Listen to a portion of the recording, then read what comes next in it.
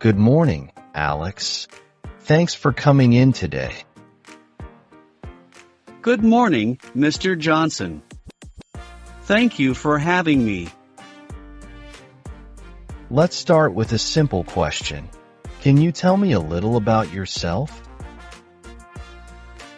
Sure. My name is Alex, and I recently graduated from University X with a degree in communications. I have a passion for public speaking and have been involved in several debate clubs and public speaking events. In my free time, I enjoy reading and learning about new cultures. That's great to hear, Alex. Now, imagine you're at a social event where you don't know anyone. How would you go about starting a conversation? I would probably look for someone who appears approachable and start with a simple introduction. Something like, "Hi, my name is Alex. How do you know the host?"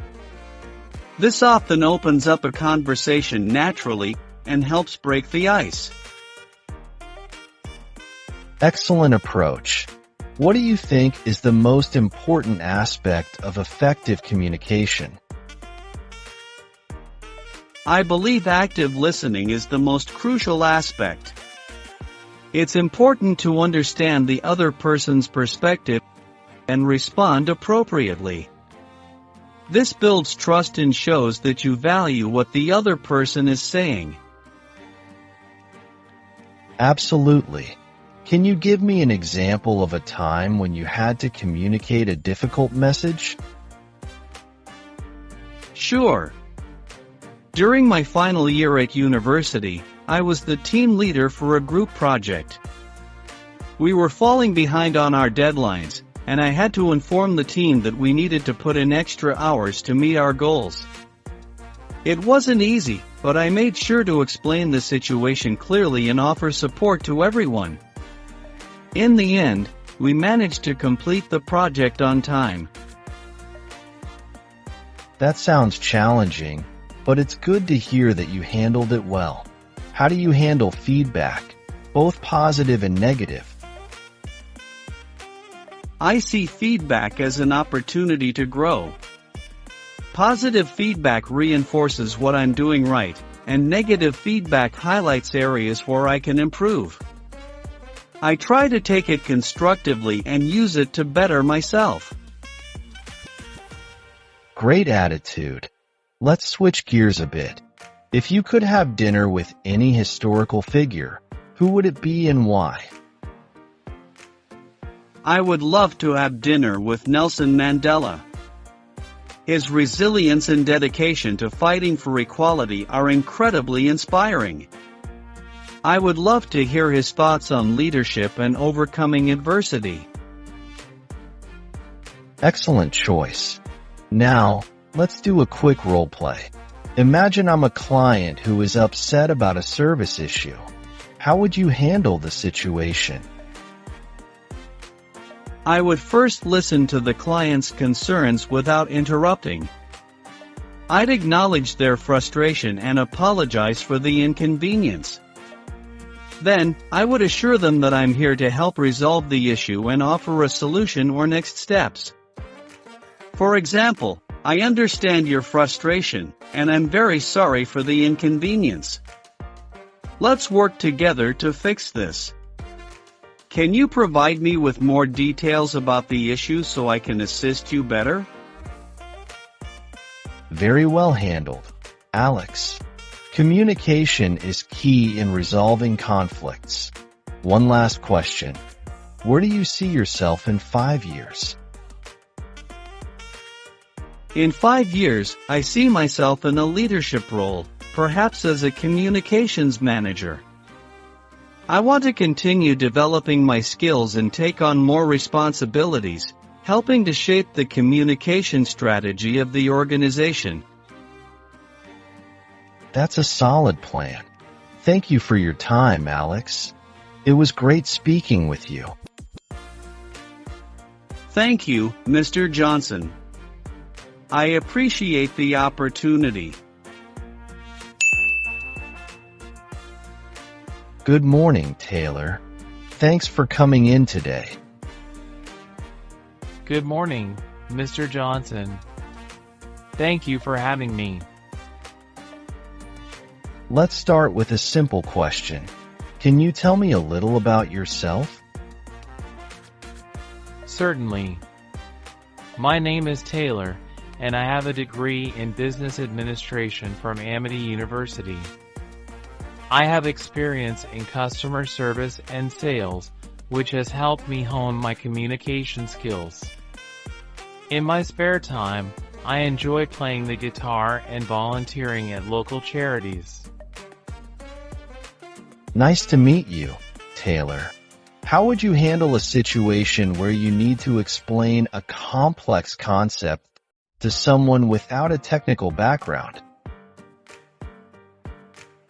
I would start by breaking down the concept into simpler parts and using analogies or examples that the person can relate to.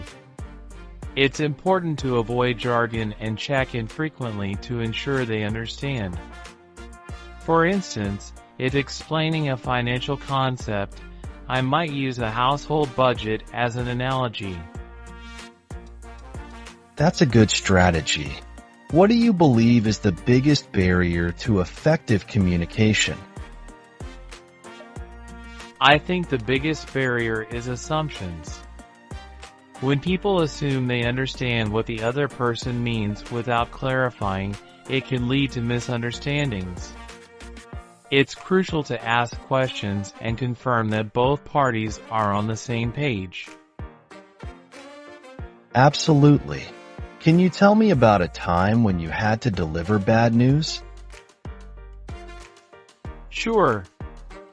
At my previous job, I had to inform a client that their order would be delayed due to unforeseen circumstances. I called them, explained the situation honestly, and offered a discount on their next purchase as a gesture of goodwill. Although they were disappointed, they appreciated the transparency and the offer. It's important to handle such situations with care. How do you stay calm and composed under pressure? I focus on deep breathing and maintaining a positive mindset. I also remind myself that staying calm will help me think more clearly and find a solution faster. Practicing mindfulness techniques has been helpful in managing stress. Great techniques. If you could travel anywhere in the world, where would you go and why? I would love to visit Japan. The blend of traditional culture and modern innovation fascinates me. Plus, I'm a big fan of Japanese cuisine and would love to experience it firsthand.